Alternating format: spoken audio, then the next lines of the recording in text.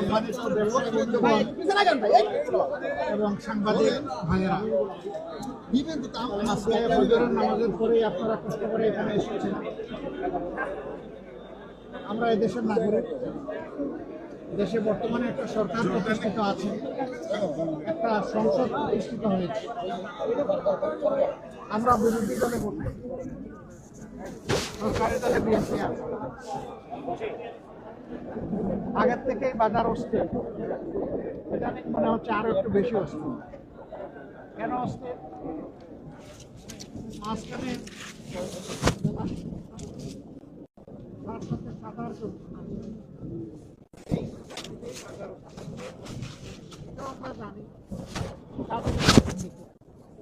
এটাও আমরা জানি, এই যে একটা বিশাল আড়ত মার্কেট আছে, এখানে যে দোকানগুলো আছে দোকানগুলো ভাবে যারা ব্যবসা করে তারা পায় না।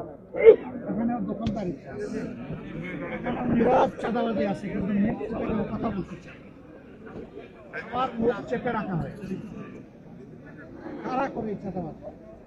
আফ্রিকার জঙ্গল থেকে এসে কেউ করে না, এখানেই আমাদের সাথে চলাফেরা করে, উঠা বসা করে, বসবাস করে এই লোকেরাই করে।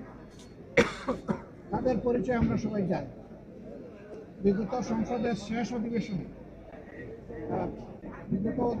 শেষ দিবসে আপনারা শুনেছেন, আমি পরিষ্কার বলেছি যে সংসদের ৩০ জন সদস্য যদি সিদ্ধান্ত নেয় যে বাংলাদেশের চাঁদাবাজি হবে না, তাহলে কেউ করা সহজ হবে।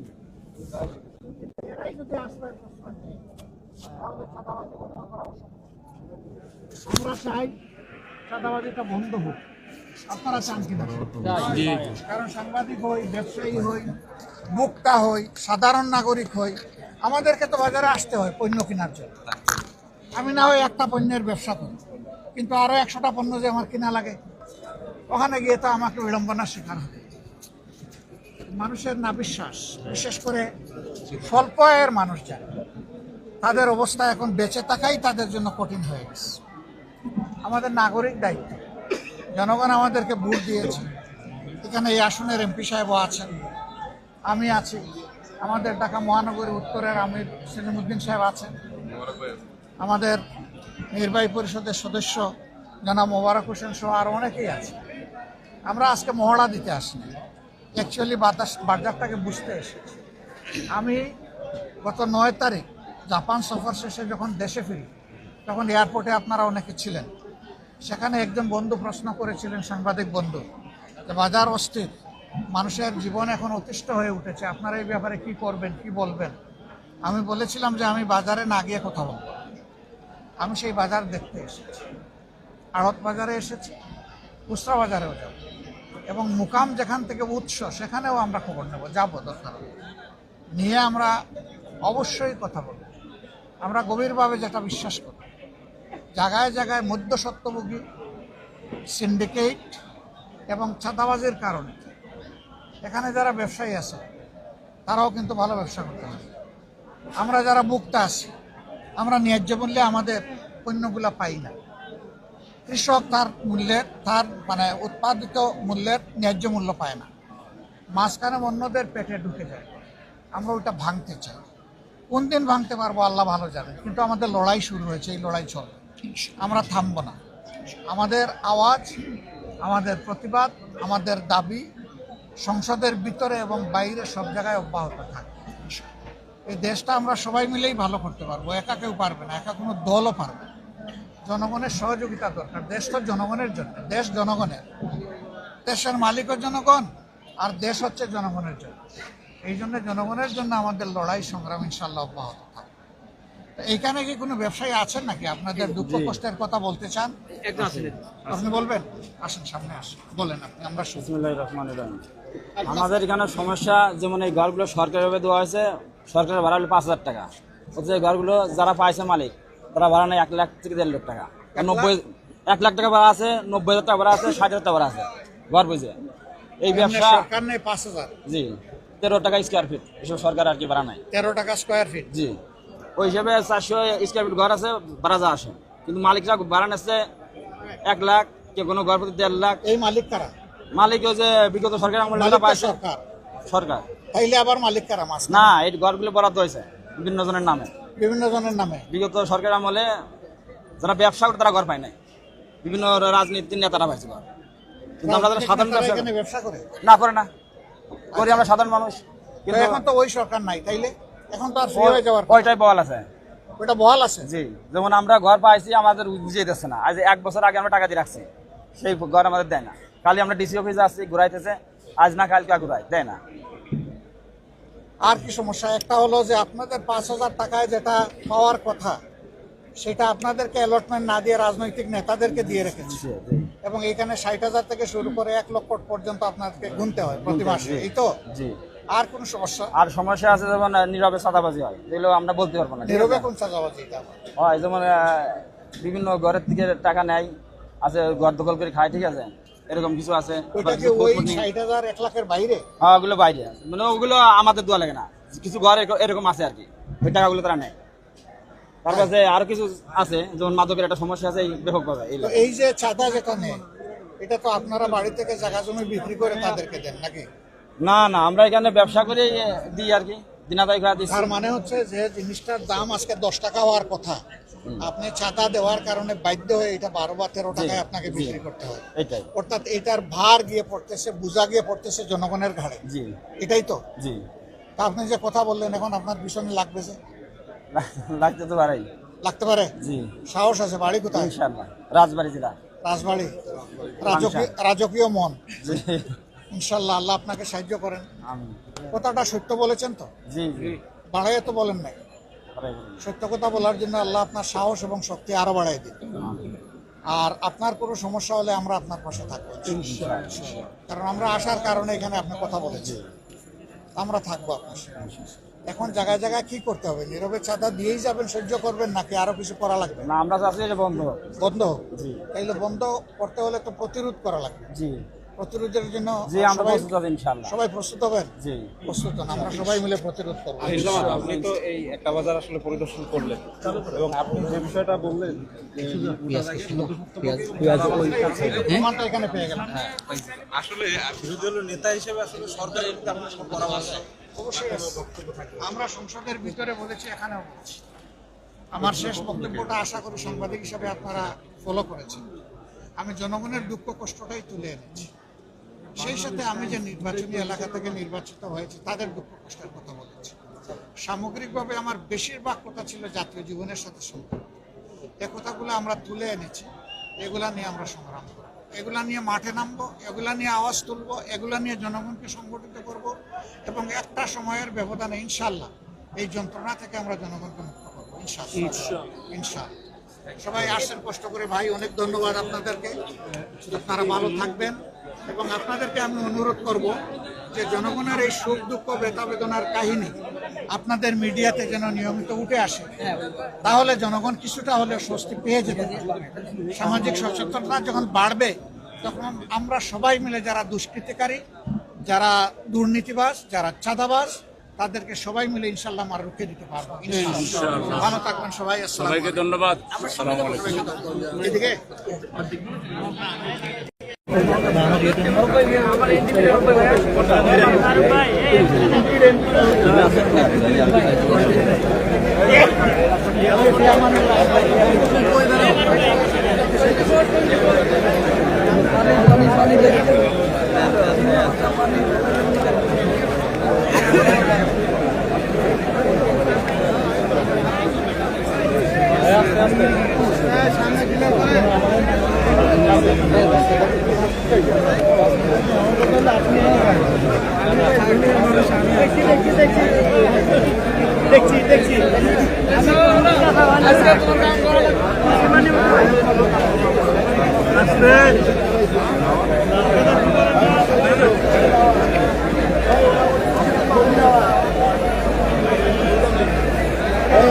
কারো ক্ষতি জানি না করে, জানি কারোর উপরে ক্ষতি না হয় ভাই। আস্তে আস্তে আস্তে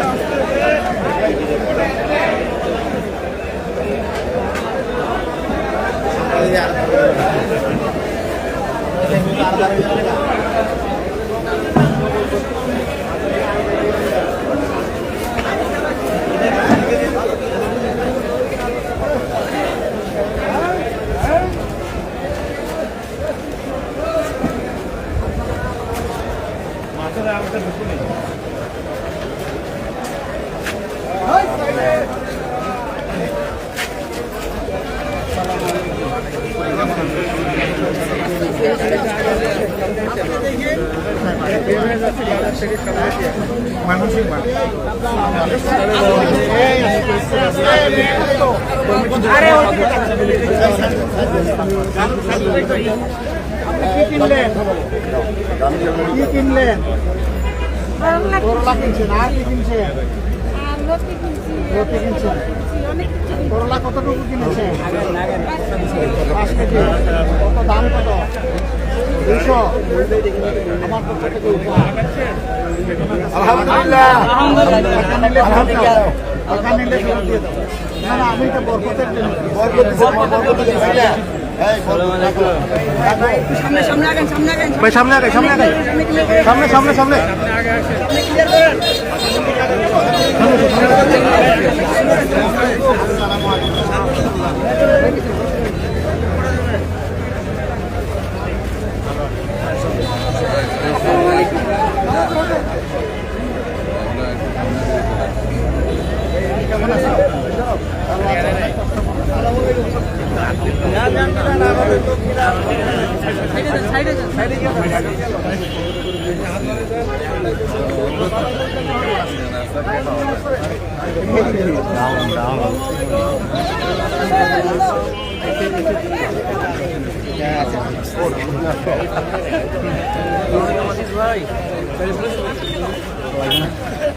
আসসালামু আলাইকুম।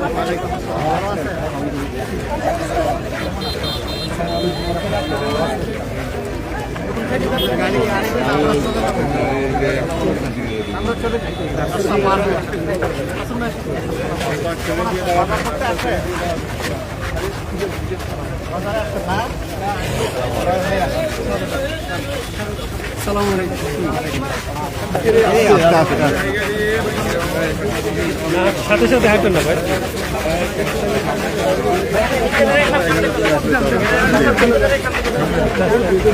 আস্তে আস্তে আস্তে আস্তে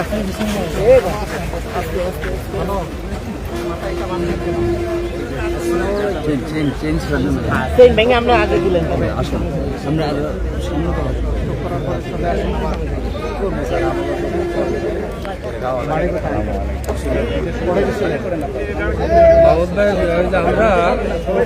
সাইড দিয়ে স্যার হাইটা আগাইতেছেন সামনে না ভিতরে? সামনে। কি করছেন তখন? গাড়ি চালায় গেছি 10টা বাচ্চা কাছে কয়জন? কোথায় থাকে? লগে থাকে এখানে দেখা করতে চাই আমার মিলেজুলে আছে।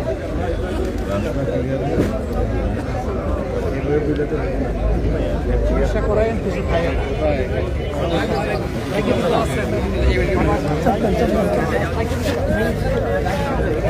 একটু চাপেন না, আপনি এখানে দাঁড়ান না।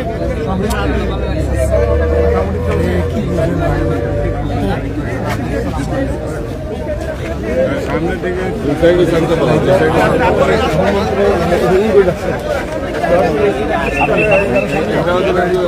গাড়ি যেতে পারে, ফাঁকা রাখবে।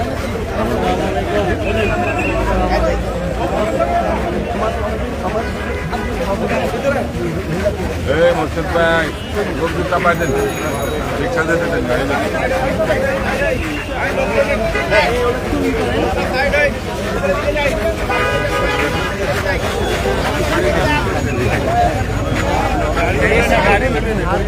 বুঝছি তো, ওই লাইনে ওই যে গাড়ি ঘুরাচ্ছে, ওই যে সামনে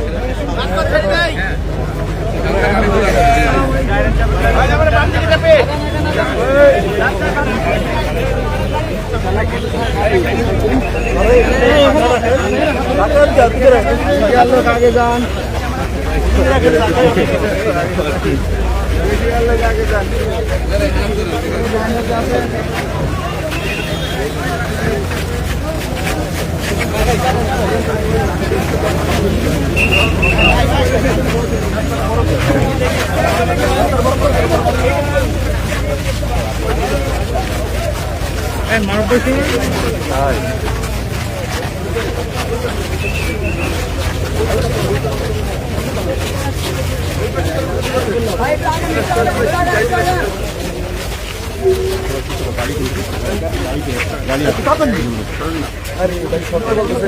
সেলিম ভাই শর্ত বলতেছে, তারপর বড় করেন বড় করেন।